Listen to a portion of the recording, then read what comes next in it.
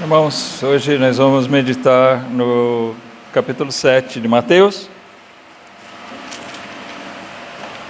Continuar no capítulo 7 de Mateus, versículo 7 também. Jesus diz assim: pedi e dar-se-vos-á, buscai e encontrareis, batei e abrir-se-vos-á. Porque aquele que pede, recebe, e o que busca, encontra, e ao que bate, abrir-se-lhe-á. E qual dentre vós é o homem que, pedindo-lhe pão, seu filho, lhe dará uma pedra? E pedindo-lhe peixe, lhe dará uma serpente?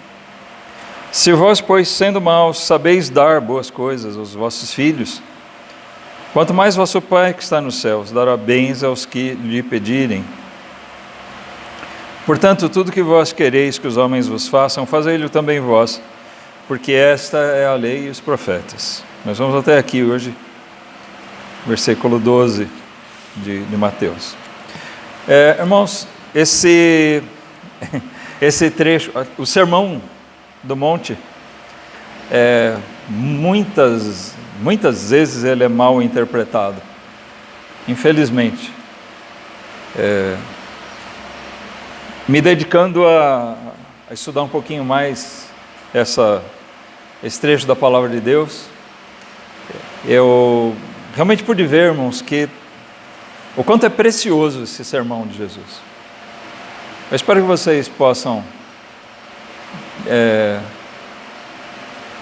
ter bom proveito, apesar das nossas limitações em comunicar, em transmitir, mas eu espero que vocês também consigam ter aí um bom proveito dessa porção da Palavra de Deus. O que acontece, as precipitações com relação ao Sermão do Monte, começam por um entendimento errado, de que Jesus de repente começa a disparar uma série de pensamentos desconexos uns dos outros. Muitas vezes nós mesmos podemos ler esses capítulos da Bíblia esquecendo que isso é um sermão, é uma pregação de Jesus. Certamente esses 3 capítulos eles trazem um resumo do que Jesus disse. Não devemos ter a íntegra dele aqui. Mas ele é um sermão, e um sermão ele tem começo, meio e fim. Existe uma mensagem a ser transmitida. Então, nós temos que pegar desde o começo. Por isso eu tenho enfatizado sempre, lembra, começou lá, Jesus descrevendo os bem-aventurados. Ali foi o início do sermão. Mas nós chegamos num ponto, e que desencadeia essa série de ensinamentos, que é o versículo 20 do capítulo 5. Quando ele fala aos crentes, esses bem-aventurados, que eles devem ser superiores na sua justiça aos escribas e fariseus. Ou seja, nós não devemos ser iguais a eles. Nós temos que exceder, porque vos digo que se a vossa justiça não exceder a dos escribas e fariseus, de modo nenhum entrareis no reino dos céus. O verdadeiro bem-aventurado, ele tem necessariamente que viver uma vida de piedade autêntica e superior, portanto, aos escribas e fariseus. Nós já comentamos sobre isso algumas vezes. O que eles faziam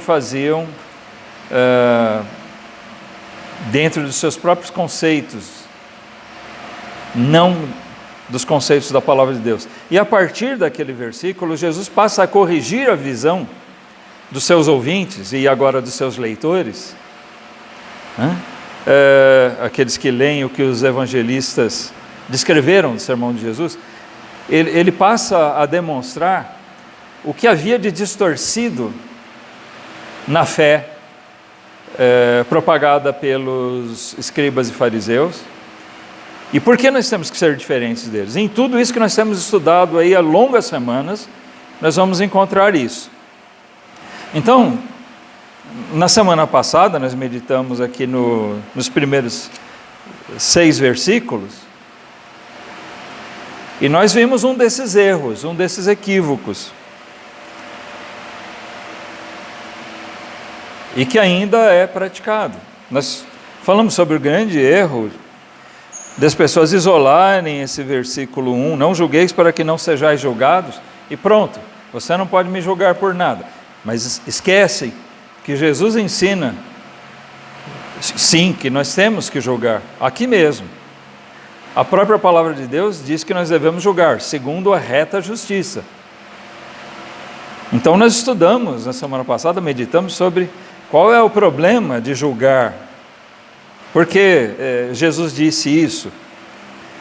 Acontece que nós primeiro temos que olhar para dentro de nós mesmos.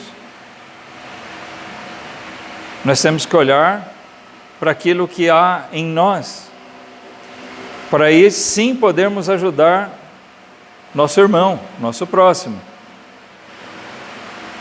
Tira primeiro a trave do teu olho, para você aí sim ajudar o teu irmão e tirar o argueiro do olho dele. O versículo 5 deixa isso bem claro: hipócrita, tira primeiro a trave do teu olho e então verás claramente para tirar o argueiro do olho do teu irmão. O que Jesus está dizendo aqui não é simplesmente você não pode julgar nada. O que ele está dizendo é: não julgue sem antes julgar a você mesmo. Primeiro você precisa olhar para si mesmo, reconhecer suas próprias mazelas, identificar seus problemas, seus pecados, suas fraquezas, e aí você poder ajudar outros. O versículo 6, nós meditamos, ele faz uma observação de que nem sempre cabe nós derramarmos a certas pessoas o ensino da palavra de Deus, quando nós vemos que há rejeição, zombaria, quando as pessoas se voltam contra o ensino da palavra de Deus. E de fato muitas pessoas se tornam imundas, à semelhança dos cães e dos porcos, o que eles representavam cerimonialmente, animais imundos. Isso serve para nós também. Até as próprias palavras de Jesus aqui,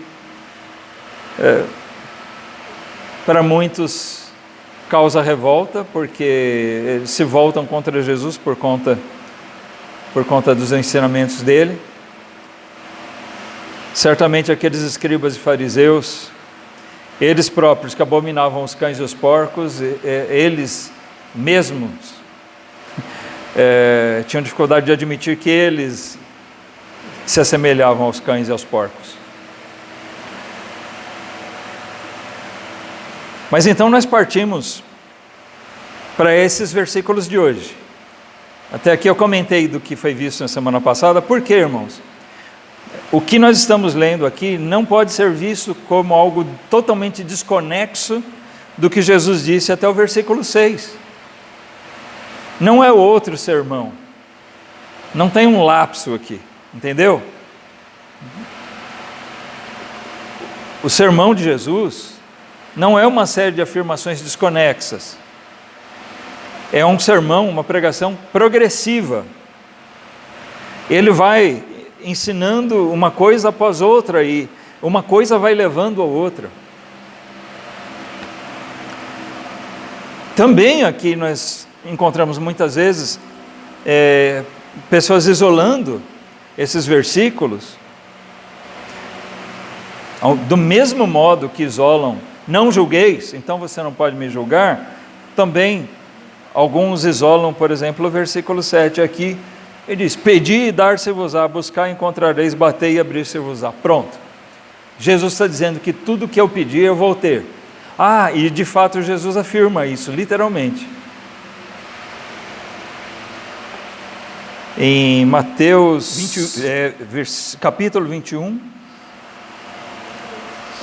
olha só, versículo, podemos ler 21, 22. Jesus, porém, respondendo, disse-lhes: em verdade vos digo que se tiverdes fé e não duvidardes, não só fareis o que foi feito à figueira, que eles se admiraram, porque Jesus ordenou e a figueira murchou, né?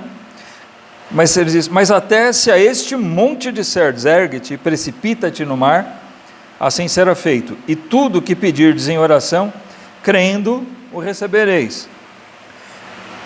Bom, são passagens que às vezes são lidas isoladas do contexto imediato e do contexto geral também das Escrituras, e querem fazer crer então que tudo que nós pedirmos, Deus é obrigado a dar. Isso dá margem ao Evangelho da Prosperidade, que se utiliza muito de versículos como esses. É uma distorção do Evangelho dos nossos dias, e que nós, volta e meia, alertamos, chamamos a atenção, porque ele está muito em voga. Eu acredito que todos nós aqui estamos bem vacinados contra ele, mas nunca custa lembrar. A repetição é um bom reforço, né? Até vacina tem reforço, então aqui a gente vacina e reforça também. Não, absolutamente não é isso que nós estamos lendo aqui. Aquilo que os pregadores do Evangelho da Prosperidade proclamam, o determinismo. As pessoas determinam o que Deus tem que fazer, né? Alguém orar dizendo a Deus: eu determino que seja assim, porque se eu pedir, Deus tem que dar. Eu já vi, não é de ouvir falar, não, eu já vi trechos desses pregadores, eles dizerem literalmente isso, alguns deles. Se você pedir, Deus é obrigado a dar. Se você pedir com fé, e a fé você demonstra nas suas contribuições, nas suas ofertas, Deus vai dar. Deus tem que dar. Ele não pode falhar. Mas não é isso, não é qualquer coisa que a que Jesus se refere. Irmãos, esse pedir e dar-se-vos-á tem uma ligação com o que Jesus disse antes. Como eu disse, a pregação dele é progressiva. Jesus antes disse que nós não devemos julgar os outros sem primeiro julgar a nós mesmos. Porque com o juízo que nós julgarmos, né, nós vamos ser julgados também. Então temos que olhar primeiro para a nossa vida, para o nosso interior, para o nosso íntimo, e buscarmos em Deus. Então, uma vez que nós detectamos a nossa miséria, nós buscarmos em Deus o socorro. E é nesse aspecto, é disso que Jesus está falando aqui. Existe um ponto, a nossa versão aqui, Almeida, Corrigida Fiel, ela é muito boa mesmo. Mas é lógico que uma tradução, ela sempre dá margem a alguma má interpretação, alguma falha. Quando nós lemos o versículo 11, olha lá. Se vós, pois, sendo maus, sabeis dar boas coisas aos vossos filhos, quanto mais vosso Pai que está nos céus dará bens aos que lhe pedirem. Quando você lê esse bens aqui, você pensa em quê? Bens materiais. Então, se eu pedir para Deus uma casa, Ele não vai me dar outra coisa senão uma casa. Deus sabe dar coisas boas.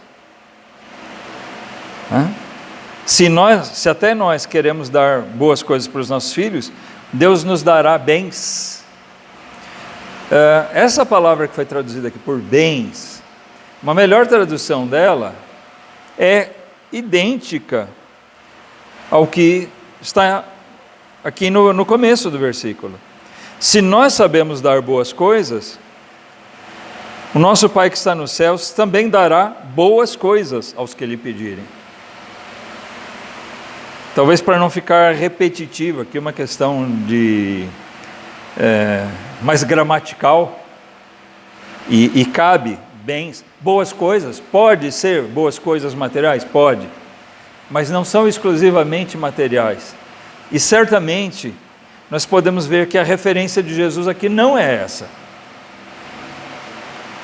Essas boas coisas, ele não está falando necessariamente de coisas materiais. Deus pode dar para nós? Pode. Se Ele quiser, e se for para bom proveito, pode. Mas não é disso que Ele está falando. O que Ele está falando está relacionado à nossa condição quando nós nos julgamos. Se você se julgar, certamente você vai ver a sua miséria. Olha para dentro de você mesmo. Olhou? Não precisa virar o olho ao contrário. Você olha para dentro de si mesmo,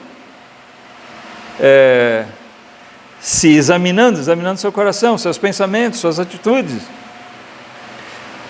Até aquelas que ninguém conhece, ninguém sabe o que se passa.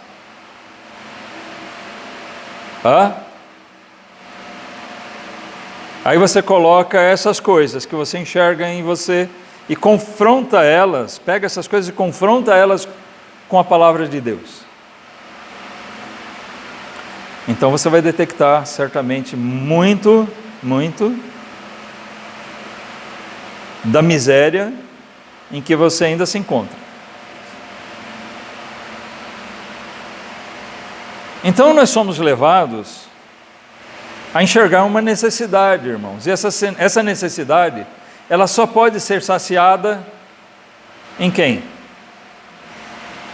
Em Deus mesmo, por meio de Cristo Jesus.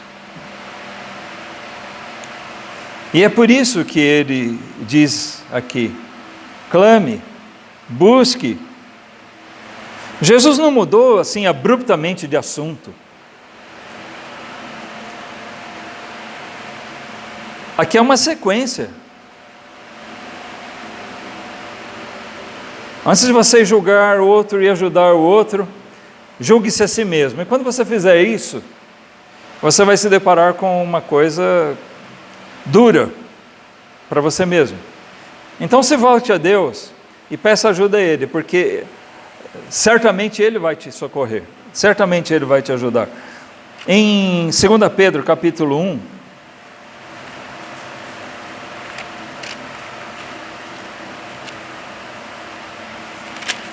Segunda Pedro 1, versículo 3.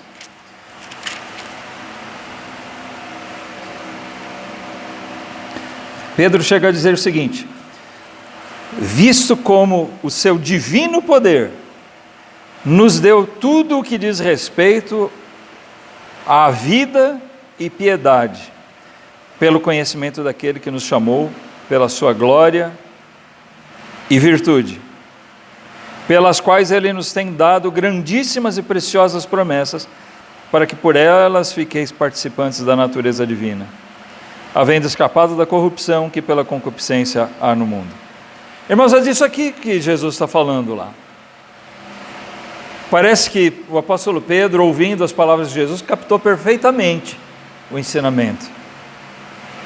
Ele fala aqui que, provindo do divino poder de Deus, né? Do poder de Deus, do poder que emana de Deus por meio de Cristo, do seu Santo Espírito para nós, Ele nos deu tudo aquilo que nós precisamos. Então quando você olha para a sua miséria, quando você se julga, enxerga a trave que tem no seu olho e você vê que é uma coisa bem pesada de tirar, Jesus está dizendo: recorra a Deus e clame, e Ele vai te dar.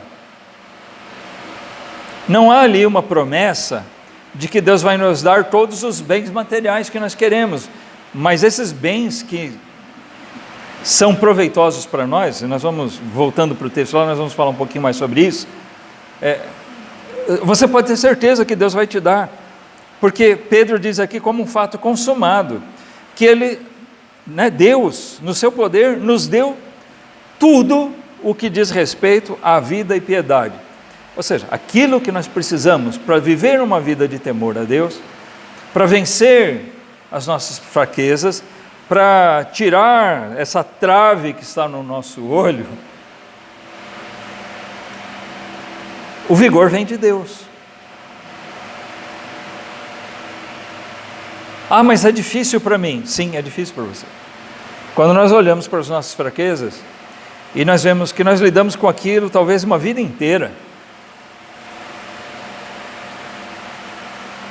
e nós podemos pensar, mas é difícil me livrar disso, desses maus hábitos, de manias. Ah, eu sempre fui uma pessoa estourada.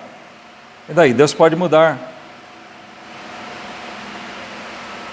Você vai, por exemplo, exortar um irmão a que ele tenha mais mansidão, se você mesmo é uma pessoa destemperada. Só para dar um exemplo.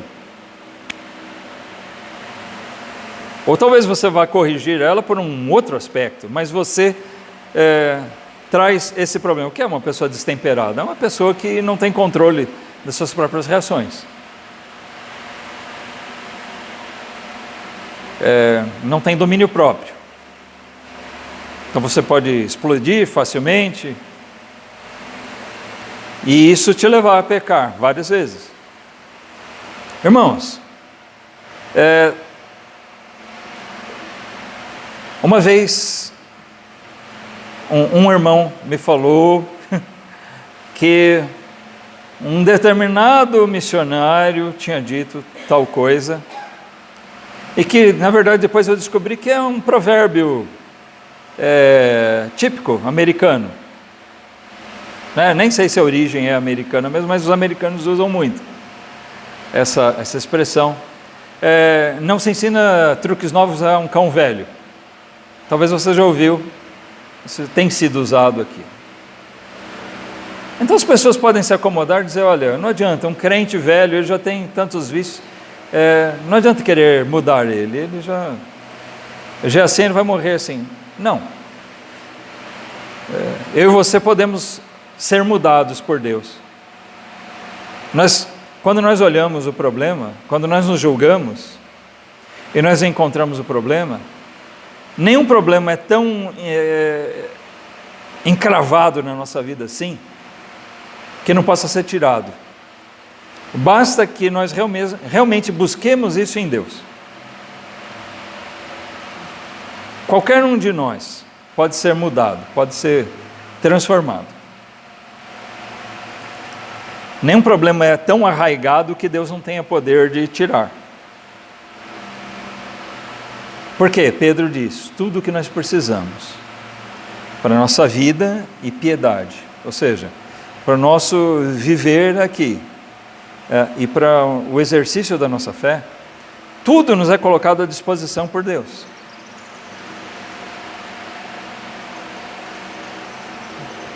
Basta eu realmente pedir. Quem quer, pede. Isso é uma noção básica da vida.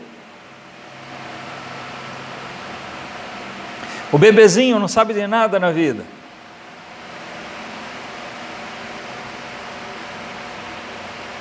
Bateu a fominha. O que ele faz? Ele chora.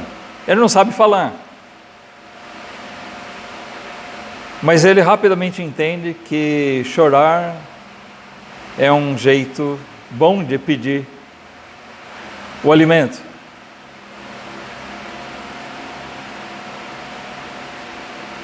Então é muito fácil para a gente entender que quando nós realmente precisamos, percebemos que nós precisamos de uma coisa, nós temos que pedir. Jesus enfatiza aqui a necessidade. Como Pedro diz, isso nos é dado. Ou seja, está ali, disponível para nós. Mas Jesus diz, peça, e você será dado. Busque, e você vai encontrar. Se você não buscar, você não vai encontrar. Se você não pedir, você não vai ter. Se você não bater, não vai se abrir nada. Porque quando a gente não pede, não busca, não bate, é porque a gente não está querendo. Certo?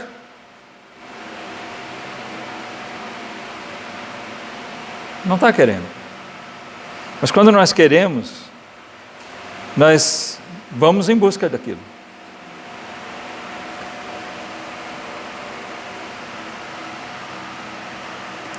De volta ao texto de Mateus,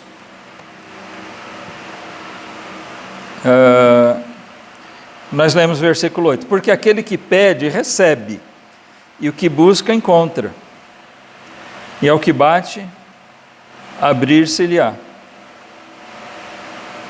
Ele nos dá essa certeza. Do que Jesus está falando aqui, além desse aspecto que nós já comentamos agora, irmãos, é uma questão de fé, de termos a certeza de que realmente Deus dispõe dessas coisas para nós.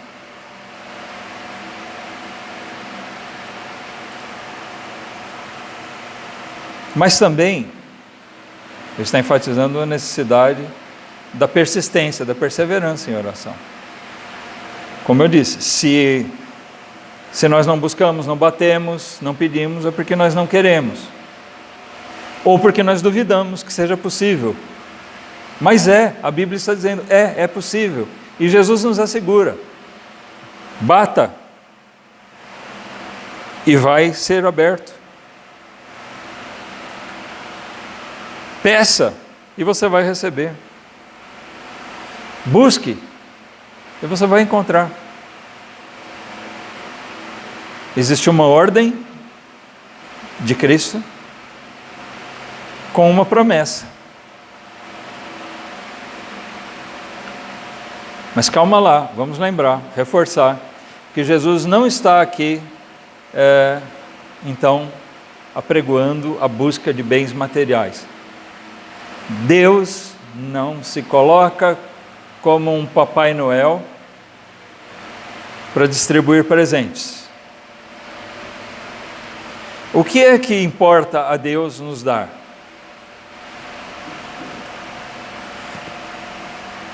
Isso nos leva aqui na sequência do versículo, da passagem, melhor dizendo, versículo 9. Porque ele compara, depois de dizer que nós devemos pedir, e assim Deus nos dará,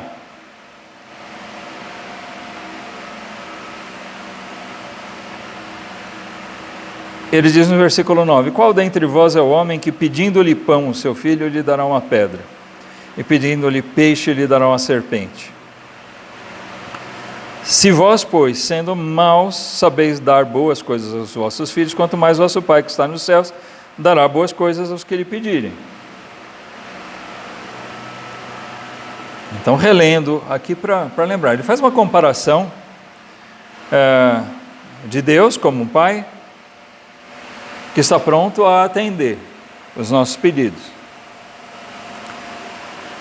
Mas ele diz que nós, mesmo na nossa maldade, se o nosso filho nos pedir alguma coisa, nós vamos buscar dar a ele aquela coisa boa. Nós não vamos, se ele pedir pão, nós vamos buscar alguma coisa para saciar a fome dele. Nós não vamos dar uma pedra para ele comer. Já pensou? Vocês aí, filhos, falam: mãe, pai, estou com fome. Sua mãe e seu pai vai lá e pega uma pedra e dá para você: come. Eu não consigo imaginar nenhum dos pais aqui fazendo alguma coisa parecida com isso. É claro que nós buscamos dar boas coisas para os nossos filhos. Nem sempre nós sabemos.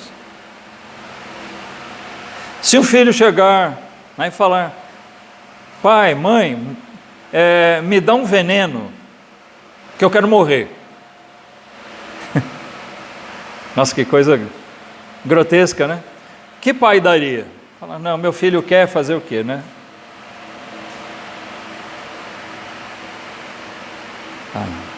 Não, nós não conseguimos imaginar um pai de verdade, um pai e uma mãe, fazer um negócio desse. Mas o que acontece com a gente, muitas vezes, é de nós acharmos que estamos fazendo alguma coisa, dando a eles uma coisa, pensando que vai ser bom, e aquilo, nós não enxergamos que aquilo vai ser mal para ele. Porque nós não somos oniscientes e, muitas vezes, para falar a verdade, nós somos negligentes no nosso critério de avaliação. Mas se nós soubermos que qualquer coisa vai ser perniciosa para o nosso filho, nós vamos pelo menos pensar 2, 3, 10 vezes antes de dar aquilo para ele. Se nós podemos pensar que aquilo representa algum perigo.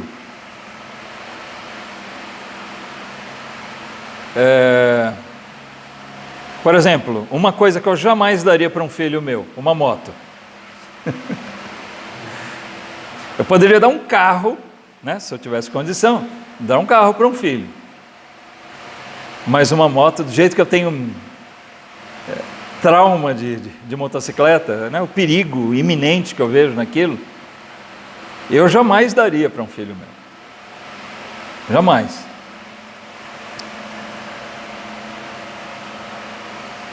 Por considerar o risco que isso traria. E assim nós podemos pensar em coisas que poderiam representar nossos filhos e não fazermos. Mas muitas vezes nós somos, como eu disse, negligentes ou displicentes na avaliação dessas coisas, ou incapazes mesmo de avaliar os perigos ou os males que alguma coisa pode trazer. Mas Deus não. Deus não tem esse problema. Ele é onisciente, Ele é totalmente sábio. E Jesus nos garante que Deus, como nosso Pai que está nos céus, dará bens aos que lhes pedirem. Se nós clamarmos, Deus vai nos dar somente o que é bom. Ele só vai nos dar boas coisas. De manhã nós meditamos lá em Tiago, nós vimos toda a boa dádiva, né? Ela vem do Pai das luzes. Amém? Então aquele versículo entra em perfeita conexão com o que nós estamos vendo Jesus dizer aqui. Toda boa dádiva procede do Pai das luzes. O nosso Pai celestial, Ele certamente só tem boas coisas para nos dar. Ele não vai nos dar nenhum bem material que venha a ser necessariamente pernicioso para nós. Eu vou dizer uma coisa aqui que pode parecer um escândalo para alguns, mas tem crentes que recebem bens e não é de Deus. Deus não dá, mas o diabo dá. Toma cuidado quando há indícios de que Deus não quer te dar uma coisa, mas você insiste naquilo. Porque quando Deus não dá, o diabo, né, muitas vezes ele busca uma boa oportunidade de dar. E assim muitos são seduzidos, enganados por essas coisas que vão estorvar, vão prejudicar a vida de crentes, ou vão amarrar no engano pessoas descrentes. Nós falamos aqui do Evangelho da Prosperidade. há multidões. Você pensa, como é que tem tanta gente que se deixa enganar por um evangelho falso desse? Sabe por quê? Porque realmente o diabo age no meio deles. E muitos deles não percebem, eles não sabem que é o diabo. Eles acham que é Deus abençoando a vida deles. Mas eles são tão seduzidos com os bens materiais que são dados, que eles entendem que Deus está abençoando a vida deles, que vem de Deus. E com isso eles se acomodam naquele engano. Então pensem no estrago que é feito por isso,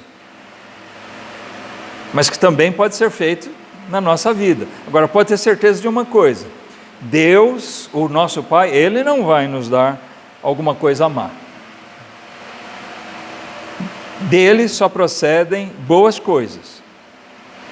E se nós clamarmos as boas coisas, Ele vai nos dar tanto bens materiais, como principalmente aquilo que diz respeito à vida e piedade. Aliás, quando nós falamos de vida, né, Pedro, 2 Pedro 1,3, nós podemos entender as coisas que nós necessitamos para viver. Então, coisas materiais. Deus vai suprir. Deus não desampara seus filhos. Mas Ele fala de vida e piedade. A piedade é o exercício da fé, uma vida de temor a Deus. Então aquilo que nós, o que diz respeito realmente a esse texto de Jesus aqui em Mateus 7, aquilo que nós olhamos para nós e vemos as nossas deficiências e que nós precisamos de ajuda e só Deus pode nos socorrer, Jesus diz: peça e o Pai vai te dar. Confie nisso. A lição aqui é uma lição de fé para os crentes, para os bem-aventurados. Nós temos uma passagem paralela a essa de Mateus, parece não ser no Sermão do Monte, não parece ser a descrição do Sermão do Monte lá em Lucas capítulo 11, vamos dar uma olhadinha lá.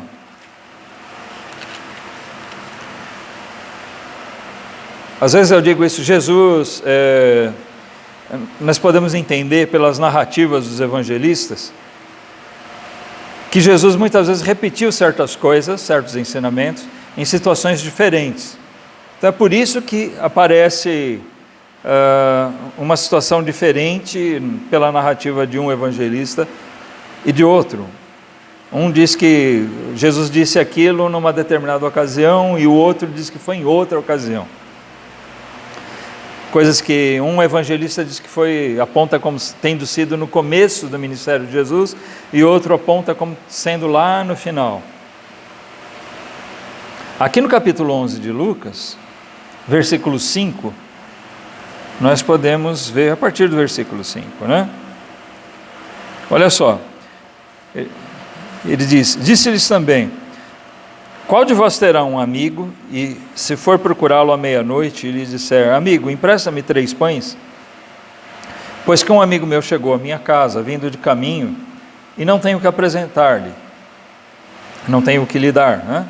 Se ele respondendo de dentro disser: não me importunes, já está a porta fechada, e os meus filhos estão comigo na cama, não posso levantar-me para te os dar.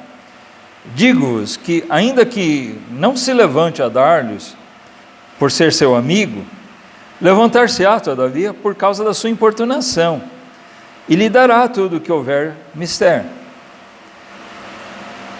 E eu vos digo a vós: pedi e dar-se-vos-á, buscai e achareis, batei e abrir-se-vos-á, porque qualquer que pede recebe, e quem busca acha, e a quem bate abrir-se-lhe-á. Percebem aqui, irmãos? A situação descrita é outra. Não é no meio do Sermão do Monte, não é descrito como sendo nesse sermão. E Jesus principia aqui com uma outra parábolazinha, uma ilustraçãozinha, né? Um homem chega, um amigo chega de viagem, passando de viagem, chega à casa de alguém e ele não tem o que dar de alimento para aquele viajante. E ele vai no seu vizinho, no seu amigo e pede, bate lá a porta: olha, explica a situação, me arruma aí, né? alguma coisa para suprir a necessidade desse meu amigo que está viajando aqui, que está passando em casa, meu hóspede. Ele fala, mas eu já estou dormindo, já tranquei a porta, estou aqui na cama com os meus filhos, se eu levantar eles vão acordar, já vai me causar incômodo. Mas Jesus diz, se não for por outro motivo, se por outro motivo ele não te atender, se você importunar ele, falar, mas se você insistir com ele, ele vai acabar te atendendo, ele vai levantar te atender por causa da sua importunação. Então Jesus aqui também está dizendo, aqui ensinando mesmo a nossa persistência em oração, né? O que ele está ensinando é isso. E então ele usa o mesmo argumento que usou lá no Sermão do Monte, exatamente igual. Mas eu quero chamar a atenção ainda para a sequência. Nós lemos até o versículo 10, ele continua na argumentação muito semelhante ao que é dito lá em Mateus, mas ele diz assim, versículo 11, e qual o pai de entre vós, que se o filho lhe pedir pão, lhe dará uma pedra, ou também se lhe pedir peixe, lhe dará por peixe uma serpente? Igualzinho aqui, né? Está igualzinho? Hã? Tá, né? Evidente. Versículo 12. Ou também, se lhe pedir um ovo, lhe dará um escorpião. Bom, aqui já mudou um pouquinho. Mas o desfecho. Pois se vós, sendo maus, sabeis dar boas dádivas, boas coisas aos vossos filhos, quanto mais dará o Pai Celestial o Espírito Santo àqueles que lhe o pedirem. Interessante, aqui muda, em lugar de que o Pai lhes dará boas coisas, o Pai lhes dará o Espírito Santo. Isso nos ajuda a ver que aquilo que Deus disponibiliza, está pronto a nos dar e que nós devemos buscar, são as coisas espirituais, são aquelas que provêm de Deus por meio do seu Santo Espírito. Irmãos, quando nós nos julgamos, quando nós olhamos para dentro de nós, encontramos toda aquela bagunça, vamos dizer assim, aquelas coisas ruins, nosso pensamento deve ser, Senhor, me socorre, eu preciso do teu auxílio. E como é que Deus age na nossa vida? Primeiro, Ele vai nos orientar por meio da sua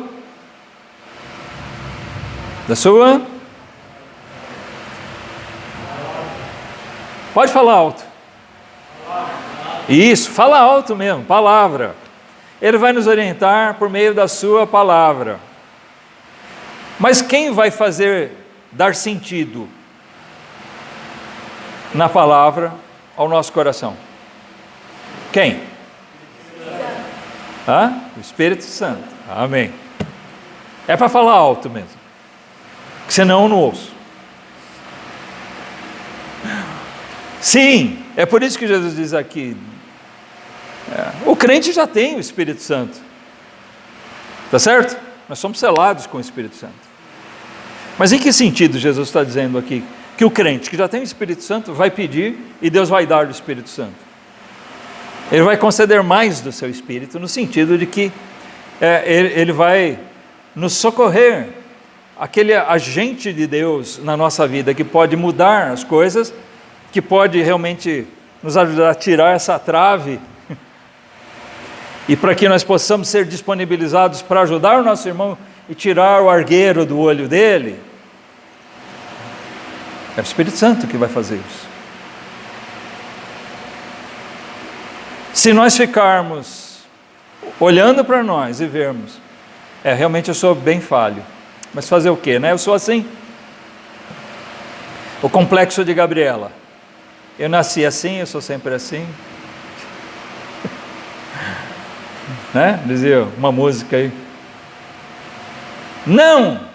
O crente não pode ter complexo de Gabriela, muito menos de cachorro velho. que não aprende truque novo.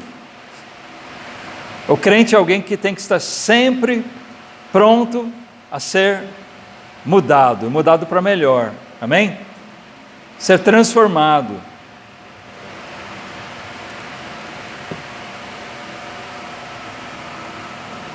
É isso que nós encontramos na palavra de Deus.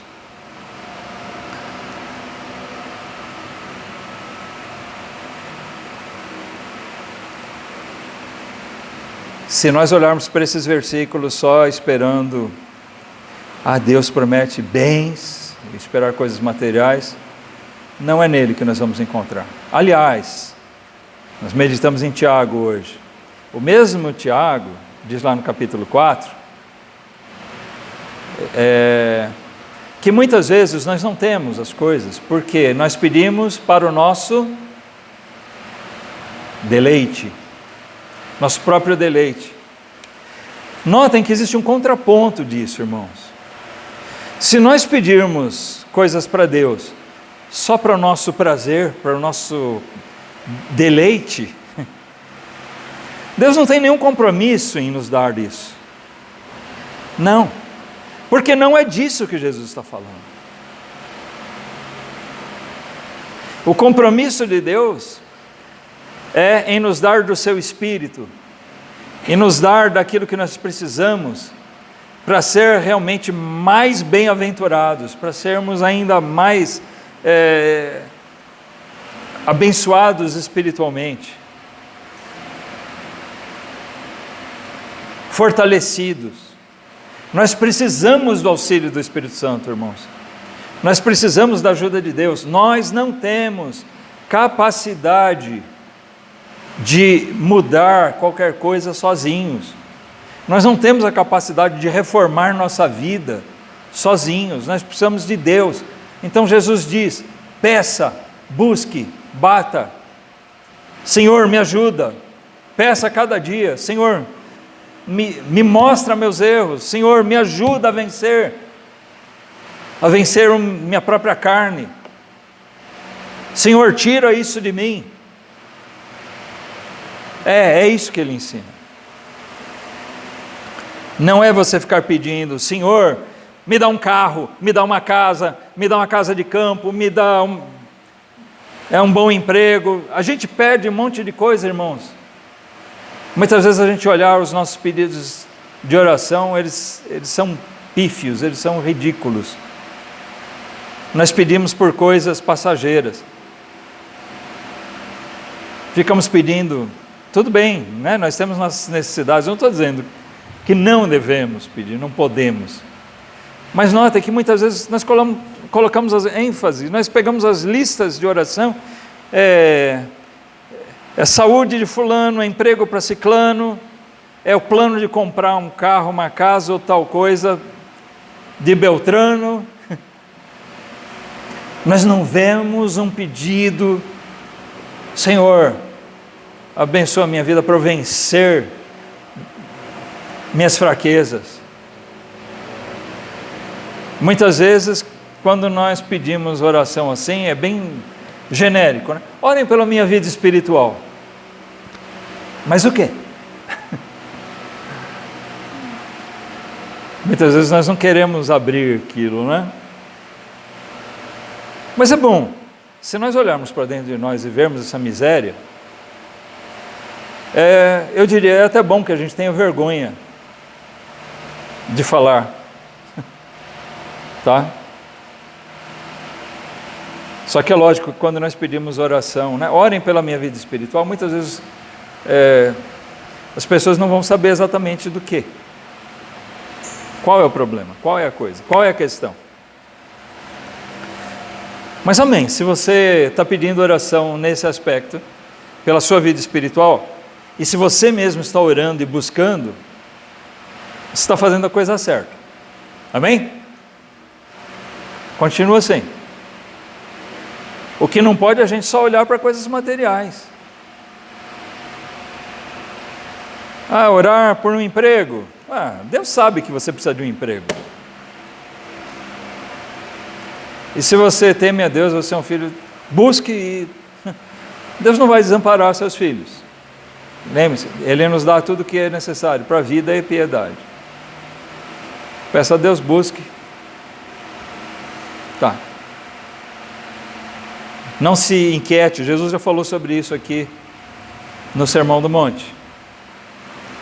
Ansiedade, lembra? Não fiquem inquietos, Deus supre, cuida das aves, das flores do campo. E Deus cuida dos seus filhos, com certeza.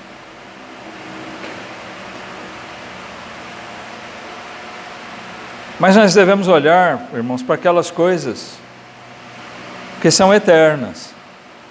Porque mesmo quando nós oramos pela nossa saúde, é bom, nós sabemos um irmão está doente, vamos orar pela saúde dele também. Mas vamos pensar, a saúde material, uma hora ela vai passar de vez. É ou não é? Hoje você pode ficar doente, pode ter uma Covid, qualquer coisa assim. A gente orar, Deus te restabelecer, você cura. Amanhã você vai ter uma pneumonia, sei lá, pode ser curado outra vez. E você vai ter talvez um câncer, talvez ser curado. Mas uma hora isso vai acabar. Porque esse corpo aqui uma hora vai passar. Então muitas vezes nós estamos focando em coisas que... Até o Lázaro, que foi ressuscitado, morreu depois, né? Ele já tinha morrido, foi ressuscitado, mas morreu outra vez. Essas coisas são coisas que passam. Mas o que realmente importa, as coisas mais importantes para a gente pedir a Deus, são aquelas coisas que dizem respeito à piedade. São aquelas coisas que nós precisamos para vencer nossas próprias mazelas, para superar a concupiscência da carne que existe em nós. Amém? Essas coisas nós temos que dar mais importância. Finalmente, para a gente concluir aqui no capítulo 7 de Mateus, versículo 12, Jesus disse o seguinte: portanto, tudo o que vós quereis que os homens vos façam, fazei-lhe também vós, porque esta é a lei e os profetas. Então Jesus conclui essa parte do sermão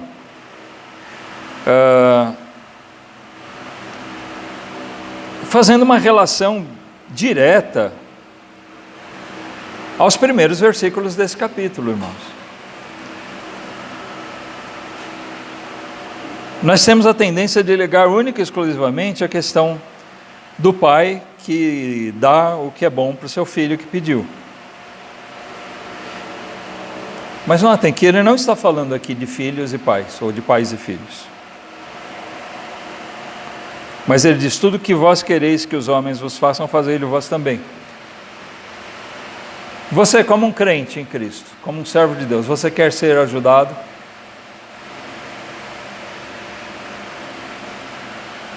Outros irmãos podem te ajudar. Sua esposa pode te ajudar, seu marido pode te ajudar, seu filho, seu pai pode te ajudar. Um irmão de fora da sua família pode te ajudar. Te ajudar espiritualmente. Pode. Jesus está dizendo: faça por eles aquilo que você quer que façam para você também. Quem aqui quer receber a ingratidão, a inveja ou o mal da parte do seu próximo? Ninguém quer, né? Nós queremos que as pessoas nos amem, que elas sejam misericordiosas conosco, que elas nos ajudem quando nós precisarmos, que elas sejam companheiras, entre outras coisas. É isso mais ou menos que você quer daqueles que te cercam? Né? Isso e outras coisas, talvez. Então Jesus diz: olha, seja para elas o que você quer que elas sejam para você.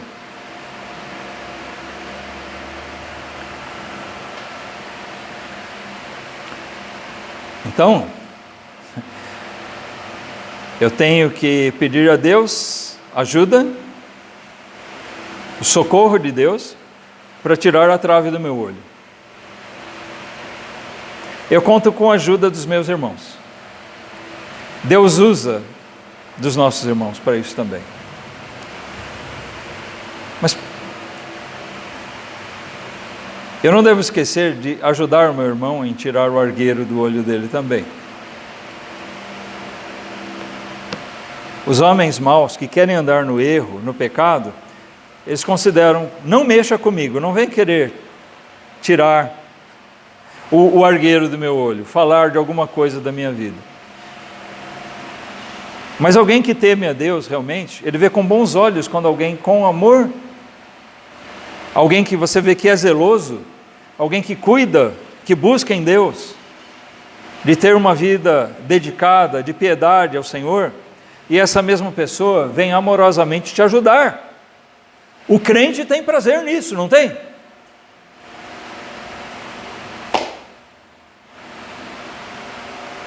Meu irmão quer me ajudar. Agora, na sua maldade, o homem ímpio, ele vai rejeitar totalmente isso. E se o crente agir carnalmente, também ele vai se voltar contra isso. Lembre, cuidado para não agir como cães e porcos. Quando alguém está lançando pérolas para você, você se voltar contra eles.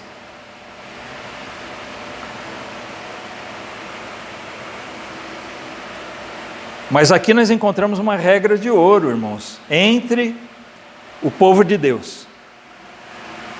Faça ao seu próximo aquilo que você quer que o seu próximo faça para você. Seja para o seu próximo aquilo que você quer que ele seja para você. Não é espere ele ser para você ser para ele. Seja você primeiro. Faça você primeiro. Mesmo que não tenha retorno.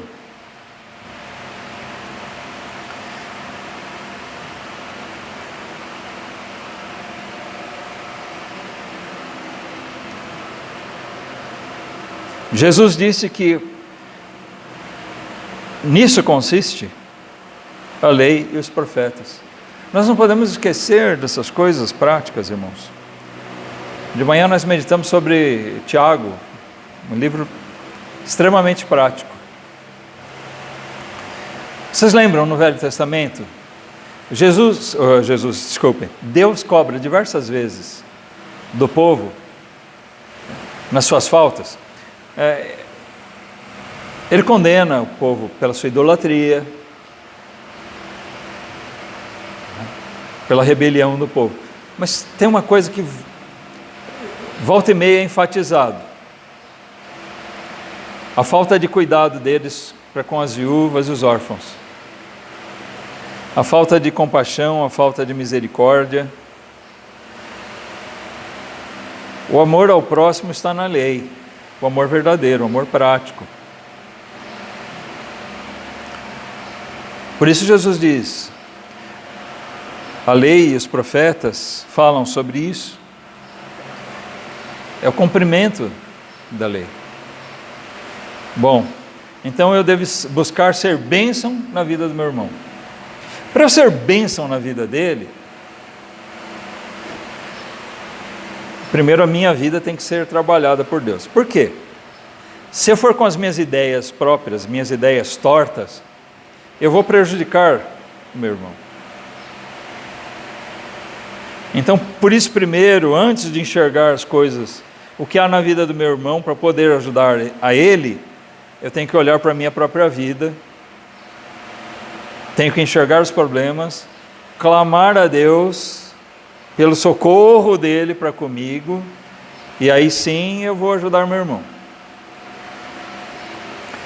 Há pessoas, né, tem gente que diz, não, todo mundo tem que se ajudar. É bom, é bíblico, todos se ajudarem, mas você precisa ver se você realmente está pronto a ajudar alguém. Porque ajudar alguém requer um pouco de sabedoria. Eu estava falando aqui, hoje a gente estava conversando após o almoço, tem situações em que a gente se põe a querer ajudar alguém, Por exemplo, isso se tornou muito comum. Por exemplo, você dá uma ajuda para alguém financeira e a pessoa fazer mau uso daquilo.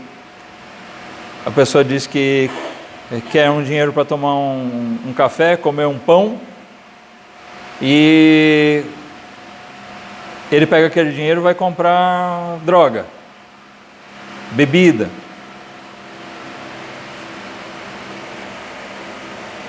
Nós estávamos querendo fazer o bem para ele, mas acabamos fazendo o mal. As situações que nós precisamos ter sabedoria, estarmos preparados para fazer o bem, para ajudar nossos irmãos. E, falando biblicamente, para nós estarmos preparados para realmente sermos bênção para os nossos irmãos, nós precisamos estar tendo a nossa vida trabalhada por Deus. Se nós olhamos para nós mesmos e vemos que nós estamos despreparados, desqualificados para isso, nós precisamos nos habilitar mediante o socorro divino. Clame a Deus e Ele vai agir na vida do crente, Ele vai te dar forças para vencer suas fraquezas, vai te fazer enxergar, para que você possa realmente ser bênção, ser luz para o teu irmão, para o teu próximo.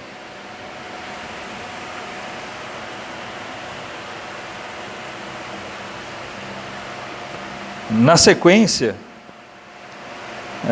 do sermão de Jesus aqui, a partir do versículo 13, ele vai falar sobre os muitos enganos em que nós podemos ser levados.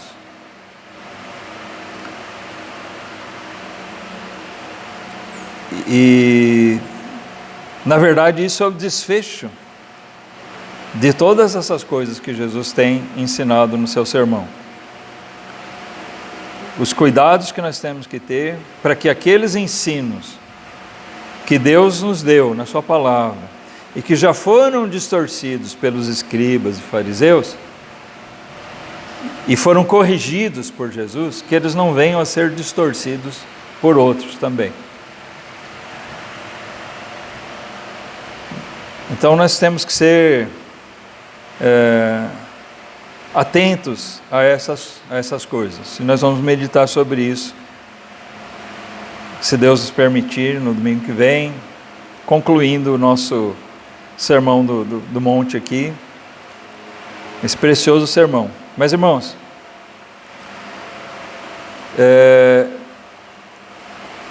eu gostaria de reforçar que a gente examinasse, repassasse esses 3 capítulos aqui, lembrando